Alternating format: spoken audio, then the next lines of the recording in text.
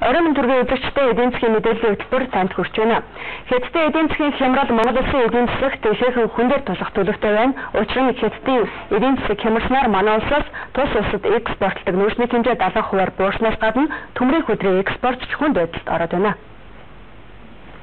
Манай улс урд хойд 2 хөрштэй Орос бензиний үнийн нэмбэл бидний хямардаг байсан бол одоо өмнөд хөршөөс дарамт ирэх боллоо. Энэ он гарсаар Хятадын эдийн засаг хямарч дотоодын нийт бүтээгдэхүүний өсөлт нь ойролцоогоор 6%-аар борч төмрийн хөдрийн үйлдвэрлэл зэрэг өөр бусад эдийн засгийн гол үзүүлэлтүүд нь уналттай байгаа юм байна. 2020 он гэхэд Хятад улс дэлхийн эдийн засгийг тэргүүлэгч гүрэн болно гэж тодорхойлогдож байсан хэдий ч ийхүү уналтанд ороод байгаа нь ууж идэж өмсөх зүгээс эхлүүлээд бүхий л хэрэгтэйг хангаж уул уурхайн түүхий үдээ экспорт нь баггүй мөнгө олдог байсан манай улсын хувьд хүндхэн цохилт болно гэж эдийн засгчид ярьж байгаамаа. Учир нь бол $110 одоо газ мөсийг $110 энерги ресурс бол зарж ирсэн бол одоо 85 болсон. Одоо энэсээс доошоо болно. Одоо 70-аар авна гэж ингэж одоо тулгаж байгаа. Тэгэхээр энэ бол нөгөө нэг оронтой харьцдаг, ганц оронд одоо бүх бүтээгдэхүүнээ гаргадаг, ганц орноос одоо бүтээгдэхүүнээ авдаг ийм одоо орны зовлон гачирч байна л дээ.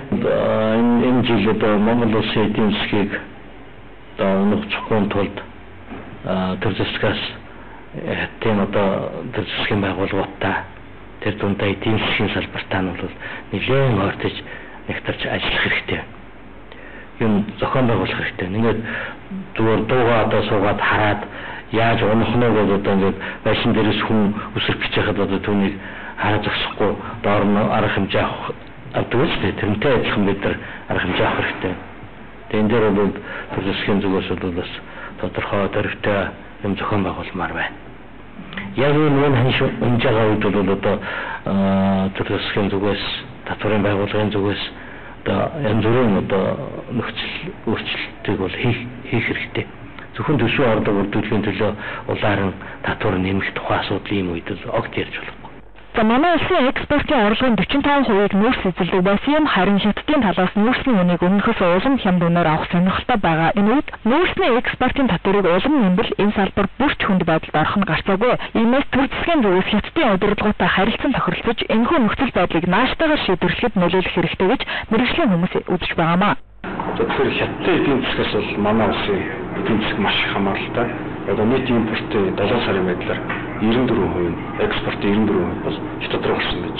За энэ бол зөвхөн нүүрс шүү дээ. Нүүрсээс төмрийн өдөр транш гэдэг ийм манай стратегийн түүхийдүүд Хятад руу гарч байгаа. Тэгэхээр энэ түүхийдүүд маань өөрөө Хятадын эдийн засагт очиод цаашаа бэлэн бүтээгдэхүүн үйлдвэрлэх, тэр үйлдвэрлэлийн процесс ашигладаг.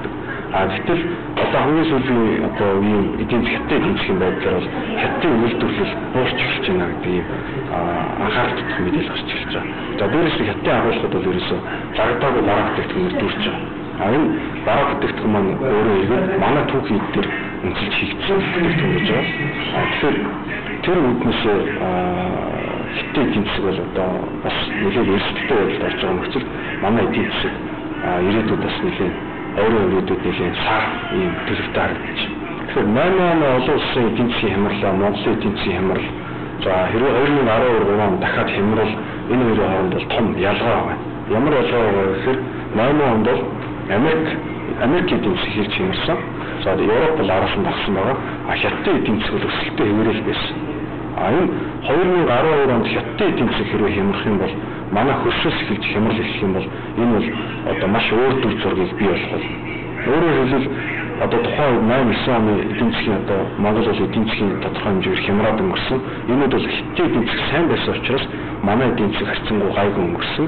Энэ удаад хэрвээ Хятадын эдийн засаг хямрах юм бол манай эдийн засагт маш өөр төр зураг гарах болно. Өөрөөр хэлбэл одоо хямралын цар хүрээ илүү өргөн байх эрсдэлтэй байна л гэсэн юм одоо ерөнхий хандлага харагдаж байгаа. За Хятадын талаас нүүрсний үнийг унгах болсон бас нэг шалтгаан нь саяхан цэцлэгдсэн South Gobi Resource компани хувьцааны асуудал байхыг үгүйсэхгүй юм. Учир нь Хятадын төрийн өмчөд Chalco компани South Gobi Resource-ийн харьяа оот толгой уурхайн 57.6%-ийг эзэмших гэрээ хийсэн байсан нь засгийн газраас гаргасан гадны хөрөнгө оруулалтын талаарх шинэхэн хуулийн улмаас цэцлэгдээд байгаамаа. За дан ганц нүүрсний асуудалч биш, төмрийн хөдрийн экспортын асуудалч хүндхэн байна. Өнгөрсөн оны байдлаар манай улсын экспортын бүтээгдэхүүний 80.1% нь Хятад руу урсгалтай байсан бол Эмтдийн барааны орныхоо 30 гаруй хувийг хятадаас хангадаг үзүүлэлт графикаас харагдаж байна. Иймээс ч экспорт импортын дээрх үзүүлэлт манай улс хятадын эдийн засгаас салшгүй холбоотой гэдгийг харуулж байгаамаа. Энэ хэвээр хятадын эдийн засгийн хямрал үргэлжлэхээр байвал импортын бараанд ч асуудал үүсхийг үгүйсэхгүй, зүүч үйлдвэрлэж чадахгүй байгаа манай орны хувьд урд хөршийн эдийн засгийг бэрдгийг залбирч суух биш. Засгийн газар хоорондын хилцээ болон өөр бусад хямралаас гарч болох арга замуудыг яаралтай эрхлүүлж шийдвэрт хүрэх хэрэгтэй байгаамаа.